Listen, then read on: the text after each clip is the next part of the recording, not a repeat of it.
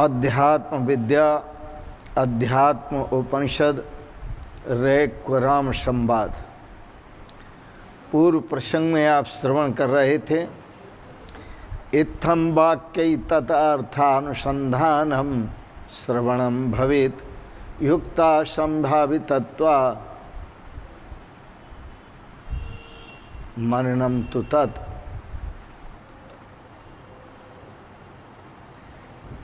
ये सब साधन हैं। युक्ता संभावितत्वा साधनम मननम तु तत्, ये सब साधन हैं। श्रवण, मनन, निधिध्यासन और एकतानता। जब हम श्रवण करें तो पूरी की पूरी चेतना हमारी श्रवण पर केंद्रित हो जाए, तब श्रवण है। यही बात गुरुदेव भगवान राम जी को कह रहे हैं, हे राम जी, इस प्रकार तत्त्वमसि महावाक्य आदि वाक्यों द्वारा जीव ब्रह्म की एकता रूप अर्थ का अनुसंधान करना। जीव ब्रह्म की एकता रूप अर्थ का अनुसंधान करना, यह श्रवण है।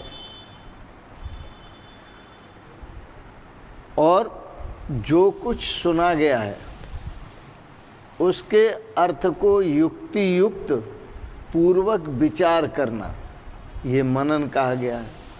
यह मनन है। तो इतना ध्यान रखें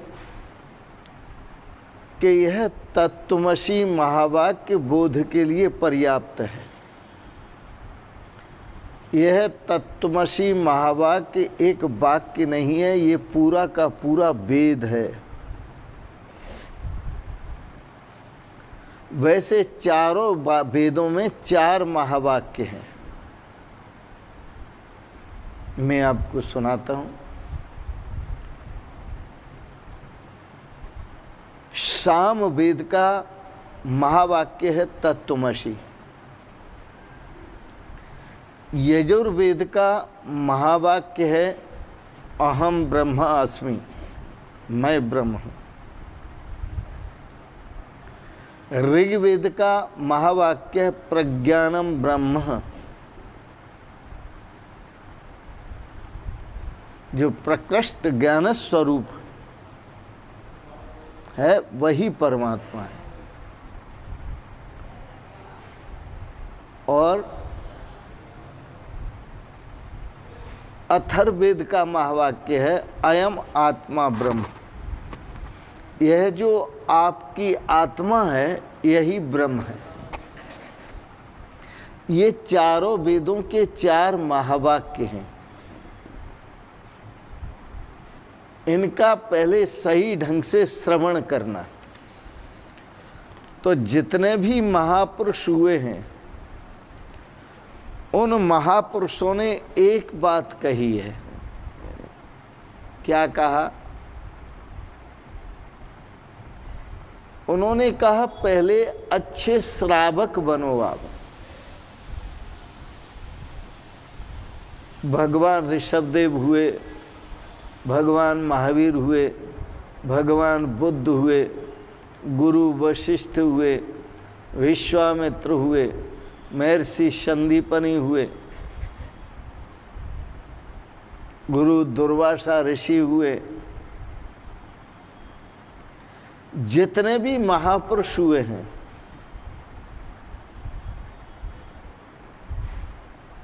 और कृष्णम वंदे जगत गुरुम, जो सारे जगत के गुरु भगवान कृष्ण हुए, और सबसे आदि गुरु भगवान शिव हुए, भगवान श्री राम हुए। ये सब गुरु हैं। तो इन गुरुओं ने कहा, पहले श्रावक बनो और अच्छे श्रावक बनो। ऐसा न हो कि मैं कुछ बोलूं और आप कुछ समझकर चले जाओ। ऐसा न हो कि मैं कुछ बोलूं और आप कुछ समझ कर चले गए और आप कुछ लोगों को बता रहे हैं।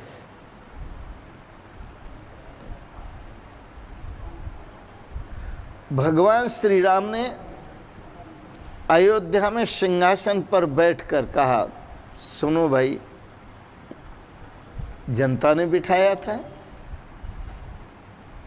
और जनता के बिठाने के बाद सिंहासन पर भगवान राम ने कहा हाथ जोड़कर, भाई मेरी सब बात सुनो, सभी भाई बहनों, जो अनरथ कछ भाखों भाई, तो मोय बरजो भय बिसराई।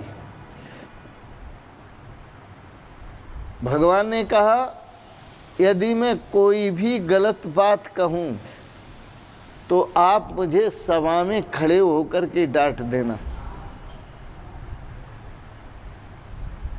जो अनरथ कछ भाखों भाई, तो मोय बरजो भय बिसराई। डरना मत आप। और फिर कहा, बड़े भाग्य मानुष तन पावा। यह मनुष्य शरीर बड़े भाग्य से मिला है। सुर दुर्लभ सद ग्रंथन गावा। यह देवताओं को भी दुर्लभ है, ऐसा सदग्रंथ कहते हैं। केवल मैं नहीं कहता, ऐसा सदग्रंथ कहते हैं। जो ऋषियों ने ग्रंथ लिखे हैं वो सब कहते हैं। सदग्रंथन गावा। तो क्या गाया ग्रंथों ने? बोले साधन धाम मोक्ष कर द्वारा। यह जो शरीर है सभी साधनों का धाम है। तो साधनों की बात कर रहे हैं। साधन धाम, श्रवण का साधन है, मनन का साधन है, निधिध्यासन का साधन है, एकतानता का साधन है। प्रभु के साथ एकतान होना है, प्रभु के साथ एक स्वरूप होना है। वस्तुतः हमारा जो स्वरूप है वो वही है।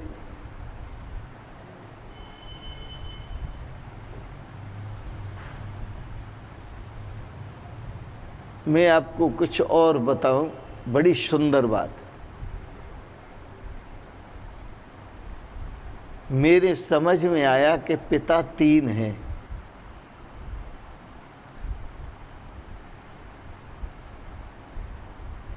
एक तो पिता वो है जिसने जन्म दिया, आपको नहीं, शरीर को। दूसरा पिता वह है जिसने शरीर का पोषण किया, भरण पोषण किया।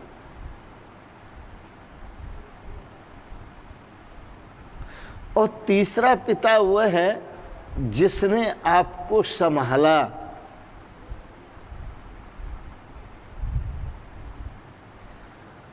पहला पिता जिसने जन्म दिया। अब आप और हम कहें कि ये जो हमें माता पिता मिले हैं वो जन्मदाता हैं। वह तो जन्मदाता हैं, लेकिन उनसे पहले भी जन्मदाता परमात्मा है। उसको भूल जाते। ये तीनों ही हमारे पिता हैं।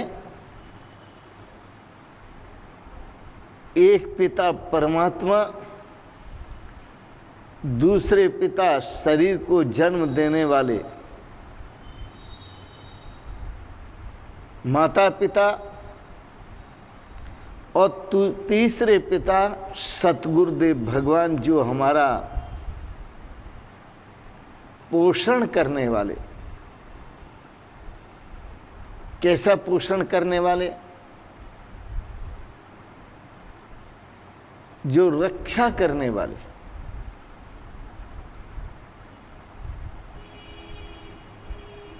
तो उसकी कृपा से जन्म नहीं होता, परमात्मा की कृपा से। मेहनत माता पिता को करनी पड़ती है तो शरीर का जन्म होता है,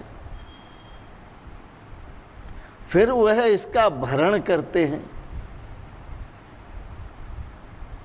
जो माता पिता हैं भरण करते हैं, और गुरु जो हैं वह पोषण करते हैं। ये बात मैंने इसलिए कही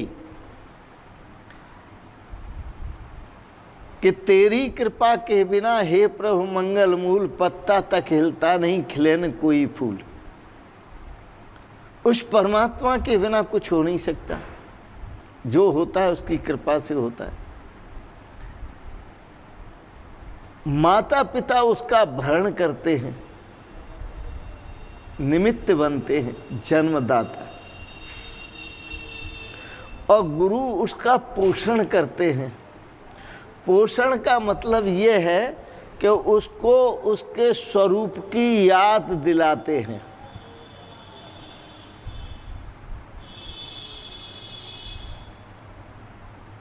भरण का मतलब यह है कि माता पिता उसका पालन करते हैं,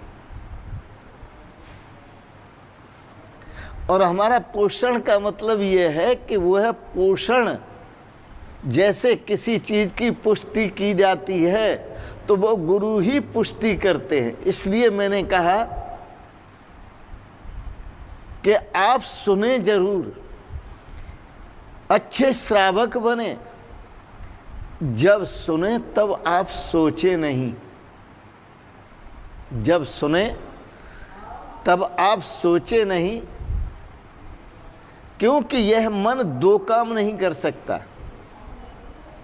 यदि सोचने में लग जाएगा तो सुन नहीं पाएगा, और सुनेगा तो सोच नहीं पाएगा। तो सुने या सोचे, एक काम हो सकता है।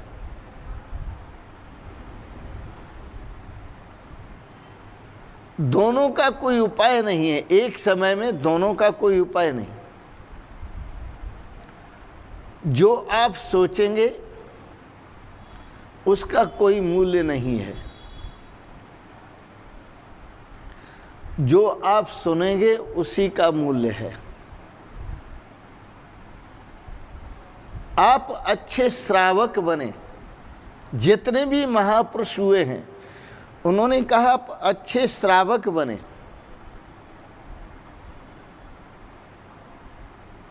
और अच्छे श्रावक बनेंगे तो आप श्रेय को प्राप्त होंगे। ऋषियों की पीढ़ी दर पीढ़ी आपको अच्छे श्रावक बनाने में लगी हुई है। मैं आपको थोड़ी भूल बताऊं आपकी। आप भगवान की कथा सुन के आते हैं, जहां भी कथा सुनते हैं तो कई लोग, कुछ लोग नासमझी कर जाते हैं।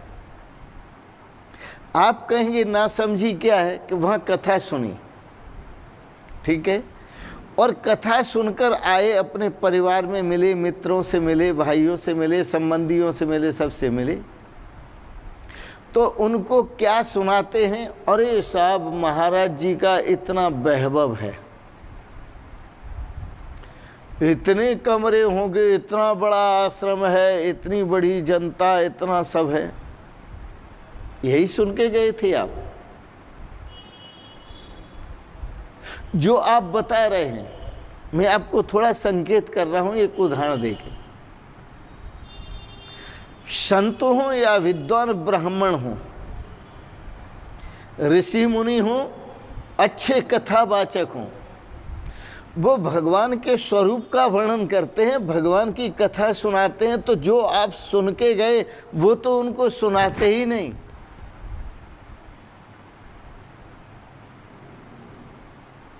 या तो आपने ध्यान से सुना नहीं, क्यों? आप सोचते रहे कि ये बड़ा आश्रम है, बड़ा सत्संग हाल है, बड़ी बिल्डिंग बन रही है, और बड़ी जनता आ रही है, सब सोचते रहे। अरे इस सुनने का लाभ आप दूसरे को तभी दे सकेंगे जब आप अच्छे श्रावक होंगे, और अच्छे श्रावक होने पर विद्वान ऋषियों ने, विद्वान ब्राह्मणों ने, अनुभवी मुनियों ने जो कहा उसको सही ढंग से आप सुनेंगे तो इस सुनने का जो लाभ है, अब आप दूसरों को जाकर के, घर जाकर के, मित्रों को जाकर के, पड़ोसियों को जाकर आज क्या सुन के आए वो बताओ। सुन के क्या आए?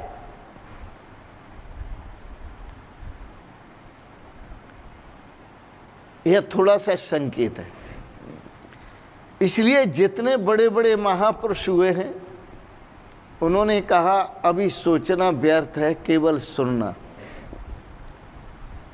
भगवान बुद्ध ने कहा अच्छे श्रावक बनो, महावीर ने कहा अच्छे श्रावक बनो, इन दोनों ने मिलकर कहा अच्छे श्रावक और श्राविकाएं बनो।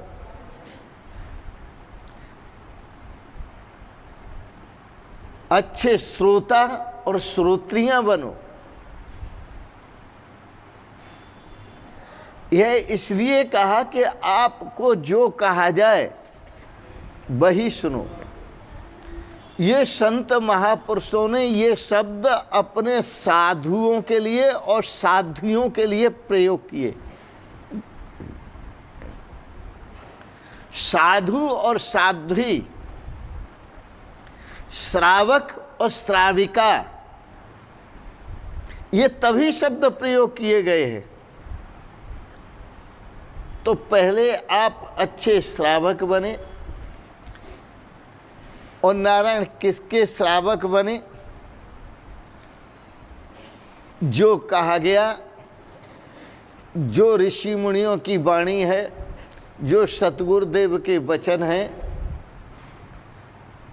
इन महावाक्यों के श्रावक बने। तत्वमसि, इसमें गुरुओं ने क्या कहा इस महावाक्य को लेकर?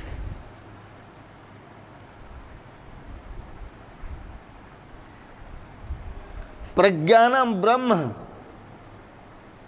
आनंदम ब्रह्म हेति। ऋषियों ने इस वाक्य को लेकर क्या कहा? इस महावाक्य को लेकर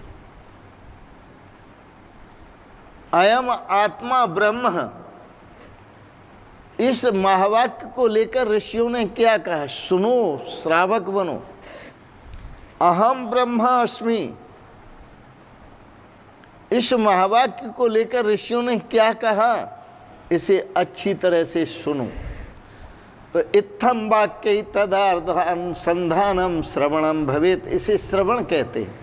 युक्त्वा संभावितत्वा साधनम तु मननम तत। तुम्हें आपको कह रहा था ऋषिधर साधन देते हैं, और उस साधनों के आधार पर आप अपने स्वरूप को प्राप्त कर सकते हैं। आओ पुनः मैं आपको वही भजन सुनाता हूँ, कल मैंने अधूरा छोड़ा था। वही मैं हूँ, वही मैं हूँ, वही मैं हूँ, वही मैं हूँ, वही मैं हूँ, वही मैं हूँ, वही मैं हूँ, वही मैं हूँ।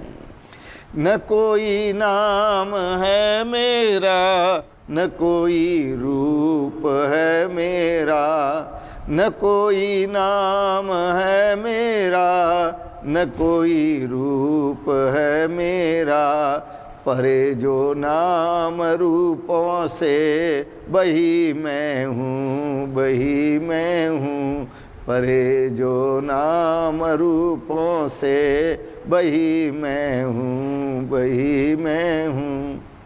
और नहीं कुल गोत्र वर्णाश्रम, न कोई धाम है मेरा।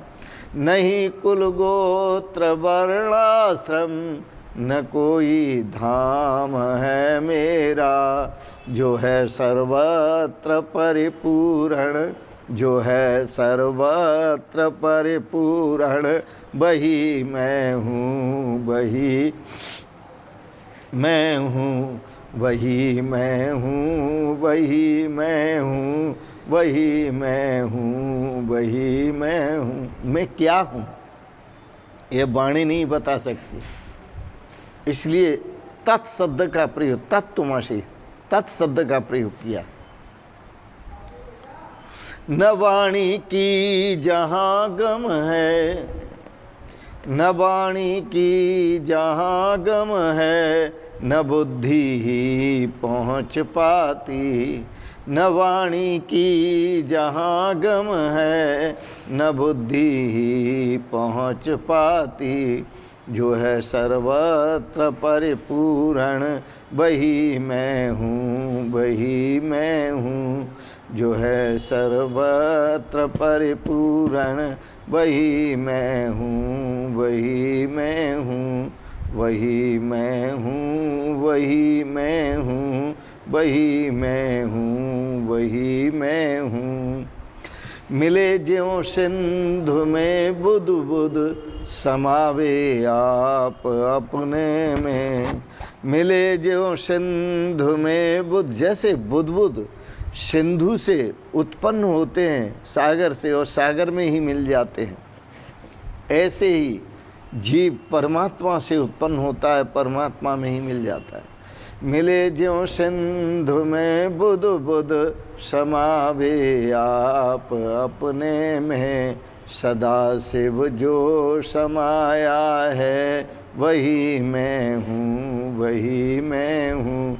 सदा शिव जो समाया है, वही मैं हूँ, वही मैं हूँ, वही मैं हूँ, वही मैं हूँ, वही मैं हूँ, वही मैं हूँ, वही मैं हूँ, वही मैं हूँ, वही मैं हूँ, वही मैं हूँ, वही मैं हूँ, वही मैं हूँ, वही मैं हूँ, वही मैं हूँ, वही मैं हूँ, वही मैं हूँ, वही मैं हूँ, वही मैं हूँ। बोलो वृंदावन बिहारी लाल की जय। श्री रामचंद्र भगवान की जय। शिवोहम शिवोहम शिवोहम। आज के प्रसंगत आपने पुनः अध्यात्म विद्या पर भाव श्रवण किए, अध्यात्म उपनिषद पर, इसके लिए बहुत बहुत अनुग्रहित हैं। रैक पुराण संवाद को श्रवण किया, आपको अच्छा लगा, इसे सब्सक्राइब करें, लाइक करें, शेयर करें।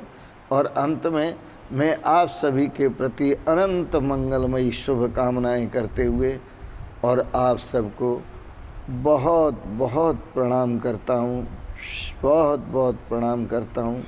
शिवोहम शिवोहम शिवोहम। ओम।